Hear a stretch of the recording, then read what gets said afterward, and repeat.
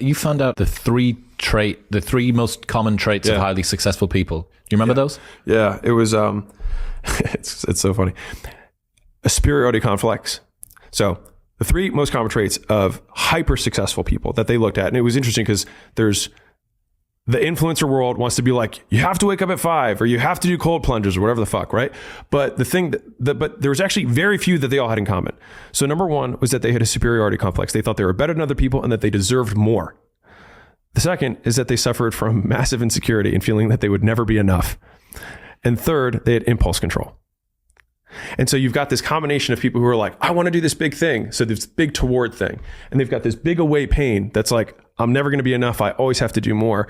And then they have impulse control that keeps them focused on the goal without seeing the woman in the red dress or getting pursued by her. And that like, so it's like shoot high, have a big thing that motivates, like have a big tiger behind you and stay on the path.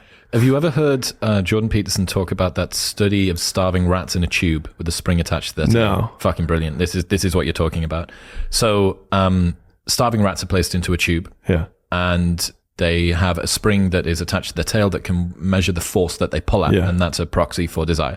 Then they waft the smell of cheese in from the front of the tube, and the rat pulls, and they measure how hard they want to go. And you think these rats are starving, they would be pulling pretty hard. Then they do another iteration of the study. This time they waft the smell of cheese in from the front, but they waft the smell of a cat in from behind.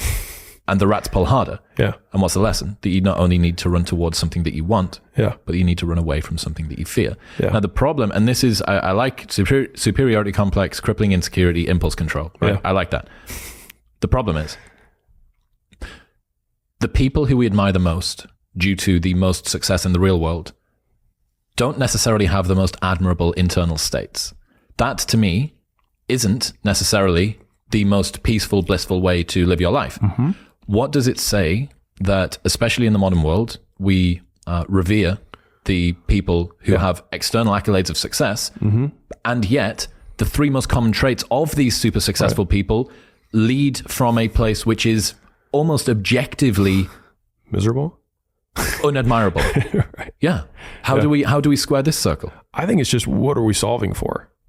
So, like, I mean, a lot of people, I love watching Last Dance, which is Michael Jordan's, mini docuseries. Phenomenal. Yeah. Unbelievable.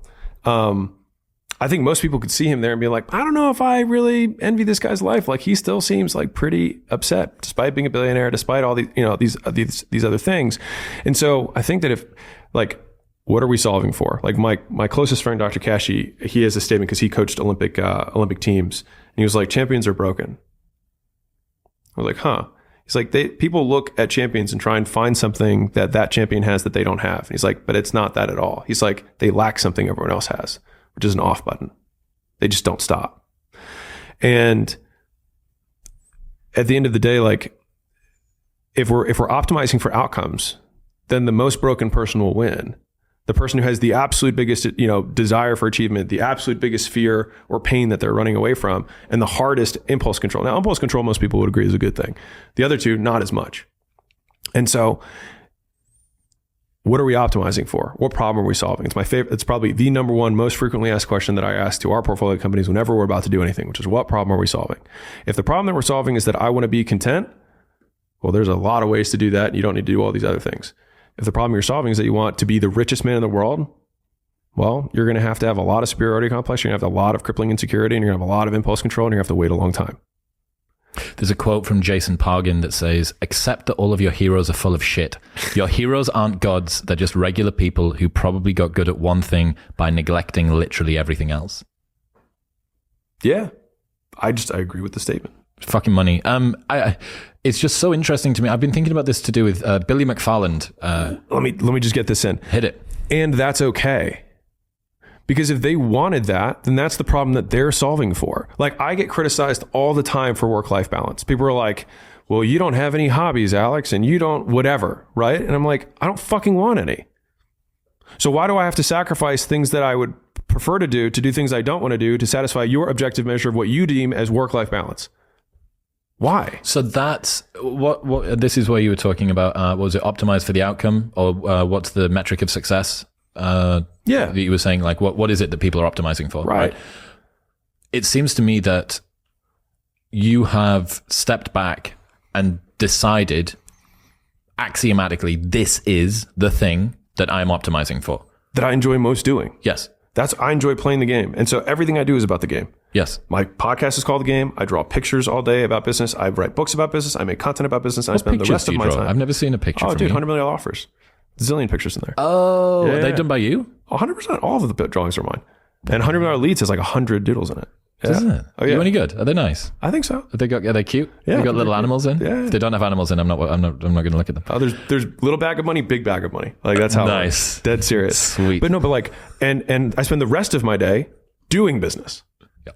And so it's like, well, why don't you garden? Because I don't care. Here's the other thing, right? I always talk about this. Steffi Graf, one of the greatest female tennis players of all time, and she gets tested when she's 10 years old, 11 years old, and she's in some tennis academy.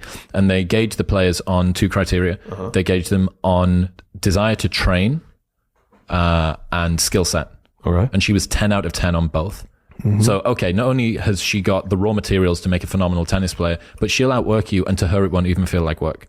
That's fucking terrifying. Yeah. And that's why I do think for the people that look at yourself and say, Alex is on a road to burnout, it's because you are using your theory of mind about how you would feel if you had to work as much as you do. Yes. But okay, what is the thing that you can do longer than anybody else, and to them it looks like work, and to you it looks like play or feels like play?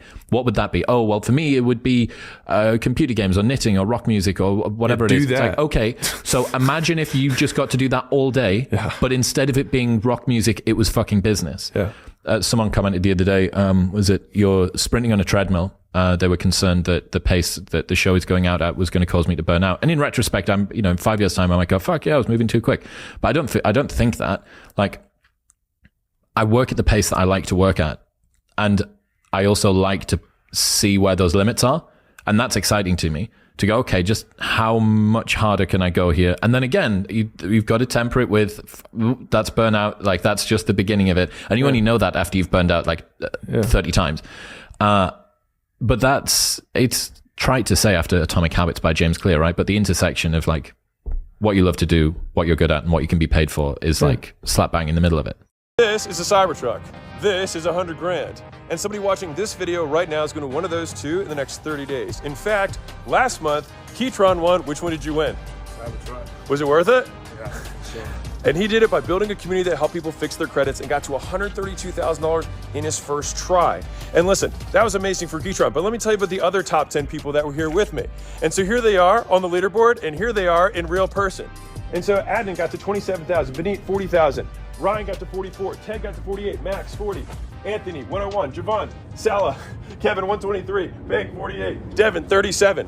And so listen, I could keep talking about this, but you might be wondering, what's Skool? How does it work? Well, let me explain. So Skool's an online platform for building a group online about whatever you want. It's easy, and sure, everyone says that, but how easy? Well, right now, 1 out of 2 people who start a community online make money. Yes, 54.1%. And the reason that we have such a high success rate is because we spent hundreds of hours studying thousands of successful groups to figure out exactly what they did to make money. And then we broke it down into a step-by-step recipe for making money. Doesn't that smell good? And so we boiled it into do this X times per day and do this Y times per week. And it works. It works so well that right now the average paid community makes $1,360 per month in recurring revenue, which is pretty sweet. So no, it won't make you into a billionaire, but it will help you get started. And you can keep scaling all the way up like the 10 people that I was just showing you earlier. And on top of that, we built everything that you need to run a paid group on Skool already. So no, you won't need to start a Stripe account. No, you won't need to build a website. No, you won't need to have any inventory. And you won't have to hire anyone new. No thanks, guys. We're good.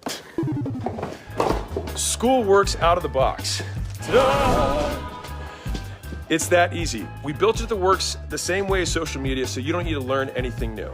All right, there's not even a single piece of technology that you figure out. You just log in and you can collect money in minutes, literally.